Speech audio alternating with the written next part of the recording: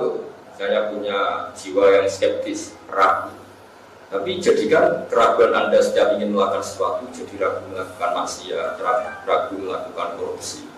Jadi intinya kata orang-orang tasawuf, nafsuka mati ya tukafar. Jiwa kamu itu, ya kendaraan kamu menuju Allah, maka kelolalah yang baik. Jika pahala tertinggi dalam Islam adalah menyelamatkan nyawa, maka selamatkan nyawa orang-orang yang kena COVID dengan niat bahwa menyelamatkan nyawa itu pahala paling besar. Nanti yang bagian Polhukam atau bagian kepolisian atau bagian apa, bahwa Indonesia tidak boleh kios karena dengan demikian tidak ada pembunuhan, tidak ada konflik sosial. Usahakan itu sebagai ibadah kamu untuk menjaga tidak terjadi sabut dima, tidak terjadi pertumpahan. Begitu seterusnya. Kita punya uang, ada orang miskin, kita kasih makan dengan niat kalau tidak makan dia mati. Berarti kita berkontribusi supaya orang itu tidak mati. Sama, itu ibadahnya juga menjaga nyawa. Itu yang dikatakan Allah. Bila jika katabna ala bani Israil annahum man qatala nafsan bi ghairi nafsin faka'annama qatala an-nasa jami'a wa man ahyaha faka'annama ahyan nasa jami'a. Siapa yang berkontribusi menyelamatkan nyawa satu, maka sama juga menyelamatkan nyawa seluruh dunia. Karena orang yang kamu rawat, yang para dokter rawat, dia mungkin kepala keluarga yang kalau sembuh akan menghidupi satu keluarga. Atau dia anak kecil yang jadi semangat keluarga itu kalau dia hidup satu keluarga punya semangat.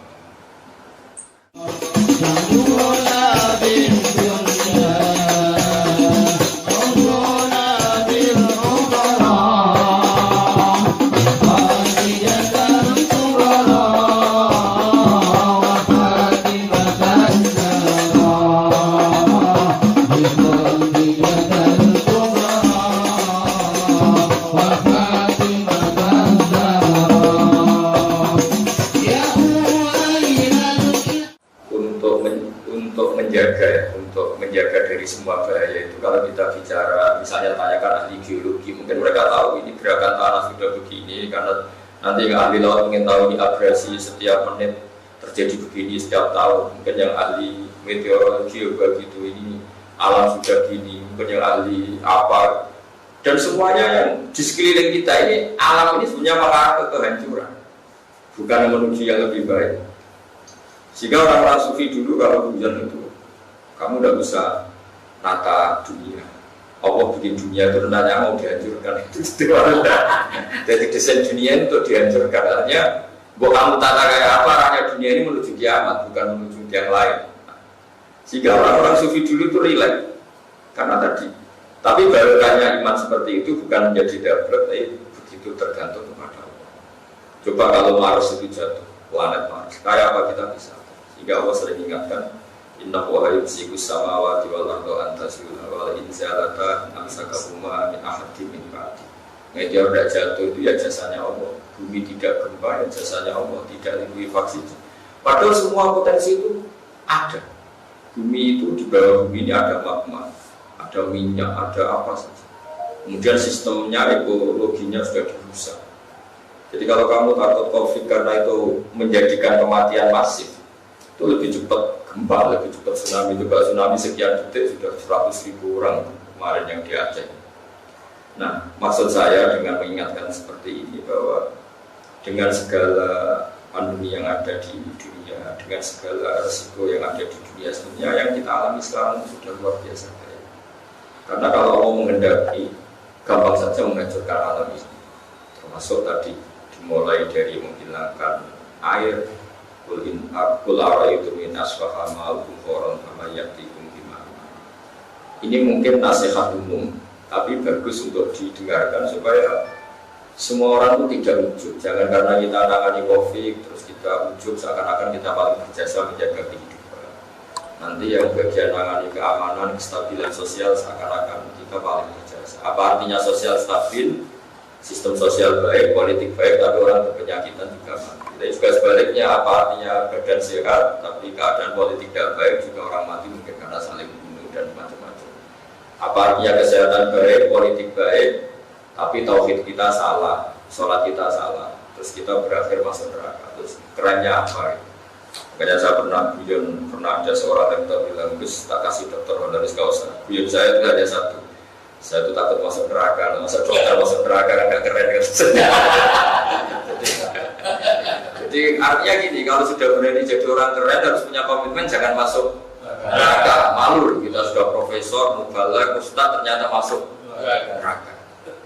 Itu Umar bin Abdul Aziz itu. Umar bin Abdul Aziz seorang khalifah yang diantara yang paling adil sampai punya gelar ya khamisat khulafa. Jadi khalifah itu ada 4, yang kelima paling adil disebut Umar bin Abdul Aziz. Beliau itu suka istri yang paling cantik, kalau pakaian yang paling bagus.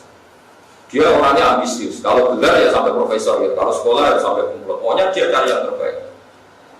Suatu saat dia itu menanggalkan itu semua dan dia seorang presiden, seorang amirul mukminin. Ditanya, mana mental kamu yang dulu ambisius, yang terus sekarang perfeksionis, ya, dia semuanya harus suka sempurna. Tapi setelah dia jadi khalifah, jadi presiden, pakai pakaian yang lusuh, tiap malam bersujud, tiap pagi kantor nyari siapa orang miskin yang butuh bantuan, dan dia jadi orang yang sangat soleh. Ketika ditanya, kenapa Anda sekarang jadi begini? Jawabannya, innali nafsan tawwabah. Saya ini punya jiwa yang nggak bisa dikendalikan. Kalau sudah punya keinginan harus disampaikan. Maka sebagaimana saya sukses jadi dokter, jadi profesor, jadi pejabat, sama harus sukses jadi masuk surga. Karena saya tuh orang paling malu kalau gagal.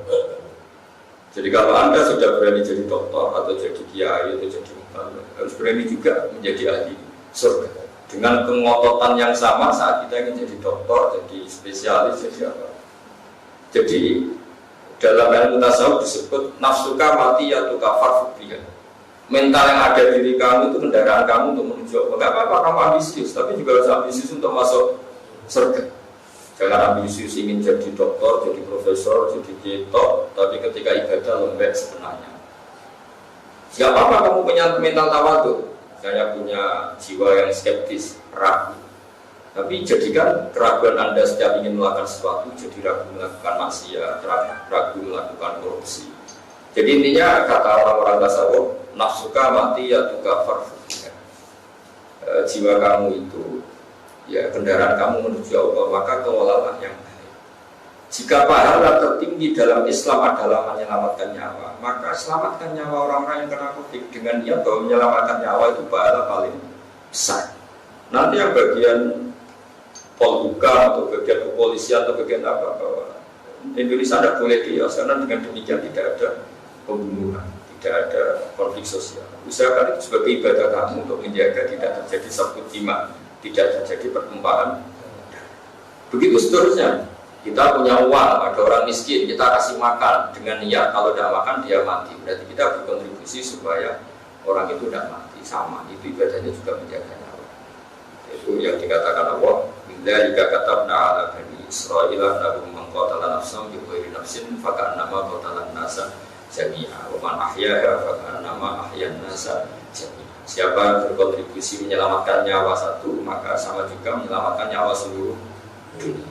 Karena orang yang kamu rawat, yang para dokter rawat, dia mungkin kepala keluarga yang kalau sembuh akan menghidupi satu keluarga. Atau dia anak kecil yang jadi semangat keluarga itu, kalau dia hidup satu keluarga punya semangat.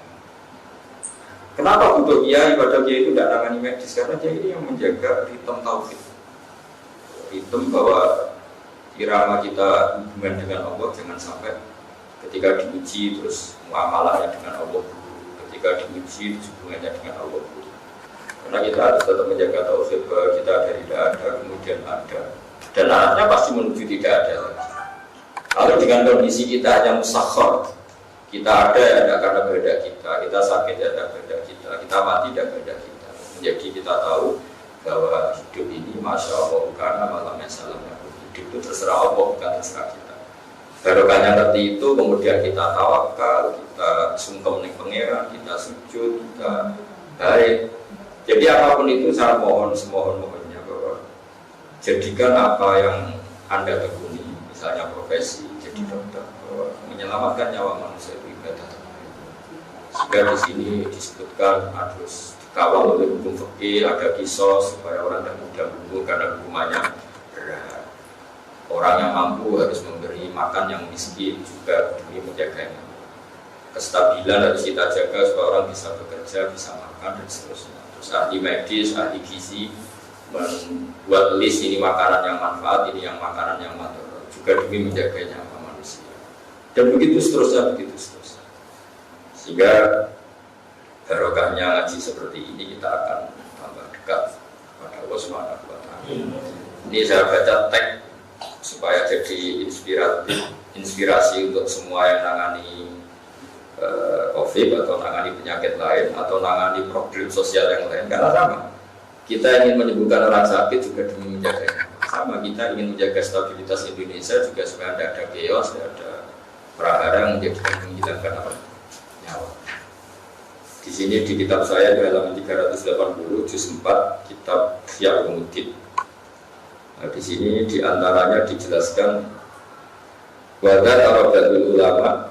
Di sini disebut anna Musa alaihissalam iktalla bi'illatin fadakhala ali banu Israila fa'arafu illatahu wa faqala lahu law tadawaita bikada la barita. Jadi ketika Nabi Musa sakit dijenguk komunitas Bani Israel, mulai dulu orang Israel memang sudah maju. Mereka bilang law tadawaita bikada la barita, engkau berobat dengan obat ini pasti engkau akan sembuh.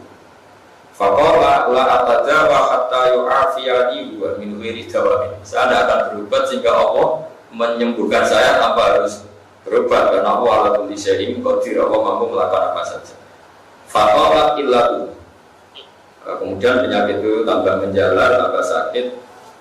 Orang-orang Israel datang lagi. Faqala lahu inna dawa hadhillah ma'rufun mujarrad. Jadi mulai dulu yang namanya obat itu syaratnya harus dua, ma'ruf dan mujarrad. Penyakit Anda ini bisa diobati dengan obat yang sudah dikenal di kalangan medis, mujarab, dan sudah diuji coba. Jadi mulai dulu aturan obat memang harus sudah diuji coba mujarab. Makanya di kalangan kiai itu yang rodo-rodo dukun itu kitab namanya mujarobat. Itu di dunia kiai terkenal sekali kitab mujarobat. Memang syaratnya apa? Berobat itu harus dalam terbukti. Wa inna nataja wa bihi fanabro. Kita sudah sering menggunakan itu dan kita sembuh. Makanya sekarang ada uji coba, uji klinis. Terus ada relawan yang diuji coba karena memang ukurannya harus mujarab. Wa inna natada wa bihi fanabro. Fakola kata Nabi Musa, la atadawa, saya akan berobat.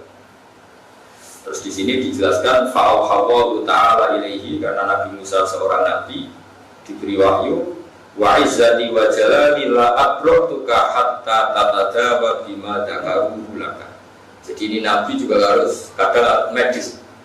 Kata Allah, demi keagunganku kamu tidak akan sembuh sehingga kamu mengkonsumsi obat yang diresepkan para dokter itu. Jadi kadang-kadang ya juga harus duduk sama dokter. Jadi ya kali ini saja jangan sering-sering. Jadi jelas kalimatnya itu wa izzati wa jalali la abrotuka hatta tatadawa bima dakaru laka. Dakar itu kalau dalam ilmu nafsu itu yang mereka resepkan ke kamu. Jadi kamu harus konsumsi obat yang diresepkan oleh para dokter. Terus faqala lalu dawuni bima dakartum. Setelah itu Nabi Musa bilang, wahai para Bani Israel, silakan sekarang saya obati dengan apa yang kalian resepkan. Fadawahu fabar. Mereka mengobati Musa dengan resep itu, kemudian dia sembuh. Ya, ketika dia sembuh, Nabi Musa itu kan bawaannya protes karena orang Israel dia. Bawaannya protes. Fa'u jasa fi nafsihi min dzalik. Lalu Nabi Musa itu gamang. Ini Tuhan katanya ala kulli syai'in qadir, menyembuhkan saya harus lewat obat itu. Jadi mulai dulu. Nah, dia karena didikan tauhid, agak tauhid mungkin garis keras atau garis lurus tidak tahu. Pokoknya tauhidnya itu agak keras. Ini Tuhan mau menyembuhkan saya harus lewat dokter, harus lewat konsultasi, harus lewat obat. Padahal Allah ala kulli syai'in qadir, Allah berkuasa. Makanya fa'u jasa fi nafsihi min dzalik. Dia agak ngejumel. Kok gitu, ngapain gitu ngomong bisa tambah itu semua. Fa'auhawu ta'ala ilaihi aratta antu betila hikmati bitawakkulika. Musa, kamu ingin menggagalkan skenario saya. Misalnya Allah bikin jahe misalnya untuk mengangkat badan misalnya. Bikin ini untuk ini. Kamu sama juga ingin mengcancel, membatalkan apa yang saya program. Allah kan tentu bikin dokter untuk mengobati. Masuk dokter kon macul gitu. Ya kan semua itu diatur sedemikian rupa. Ya di mana-mana kan fungsi apa makanan atau fungsi apa kan sesuai fungsi yang diinginkan Allah. Nah, kalau kamu anti berobat berarti anti hikmah atau anti fungsi menggagalkan hikmah yang sudah saya rencanakan. Akhirnya Nabi Musa ini ya tawakal itu bukan harus berhadapan-hadapan dengan medis juga tidak harus menghilangkan tawakal. Karena ketika kita berobat sebetulnya hanya kita pakai sesuatu yang oleh Allah memang didesain untuk penyembuhan. Jadi makanya terus Nabi Musa dijawab oleh Allah, aratta antu betilah hikmati bitawakul. Kamu jangan mentang-mentang Nabi kemudian Anda hanya tawakal, kemudian Anda membatalkan atau tidak percaya terhadap hikmah yang saya ciptakan pada sesuatu. Jadi intinya dari referensi-referensi ini kelihatan sekali bahwa berikhtiar itu tidak mengganggu tawakal juga tidak boleh sampai mengganggu ikhtiar. Nah, kemudian yang terakhir yang keempat saya pesan ke semua tim medis, tetap sisi kelemahan manusia itu kita jaga. Tapi ya tidak harus medis kiai karena Allah itu paling tersinggung ketika seseorang itu merasa kumur. Karena tadi sudah saya katakan, apa artinya kesehatan kita terjaga, tapi secara politik kita ada stabil. Akhirnya ada satu dima, saling tikam, saling kios sosial. Begitu juga apa artinya politik stabil, semuanya stabil, tapi orang minum minuman yang memabukkan, akhirnya di luar sadar merkosa, di luar sadar membunuh, di luar sadar bahwa kecelakaan di mana-mana karena nyetir dalam keadaan mabuk. Apa saja yang menjadikan penjagaan nyawa manusia. Jadi di antara akidah Ahlussunnah itu hifdzun nafsi, bahwa jiwa manusia harus dijaga sedemikian rupa. Sampai narkoba diharamkan karena potensinya juga pembunuhan. Orang dan niat bunuh gara-gara kena pengaruh narkoba bunuh, gara-gara kena pengaruh narkoba mungkinnya ngawur nabrak orang lain. Dan begitu seterusnya. Begitu juga orang terlalu mabuk cinta, mabuk harta, itu juga orang-orang yang akhirnya menghalalkan segala cara. Gara-gara itu korbannya jadi dendam, jadi biaya sosial. Apapun itu dari segi sosial manusia, belum sistem alam. Gara-gara kita perlu serampangan ekosistem rusak alam ini bisa menjadi hancur. Makanya Allah sering ingatkan, amin tuman fisama ayakhsifa bihumul ardo faidahiyya tamur. Bahwa bumi yang kita injak, yang kita pakai ini punya bumi yang sangat rentan karena di bawah ini ada magma, ada minyak, ada macam-macam. Yang potensinya itu hidup bukan abadi. Jadi semua desain bumi ini potensinya malah ada bukan abadi. Sama potensinya alam langit itu jatuh bukan diam di sana. Sehingga kita selamat sampai sekarang itu piro-piro, Jawa itu piro-piro. Sehingga Allah selalu mengingatkan kamu harus bersyukur sama saya. Kalau saya sudah ingin menghancurkan kata Allah, kalau kamu pasti hancur semua karena dijatuhkan satu meteor saja bisa jadi.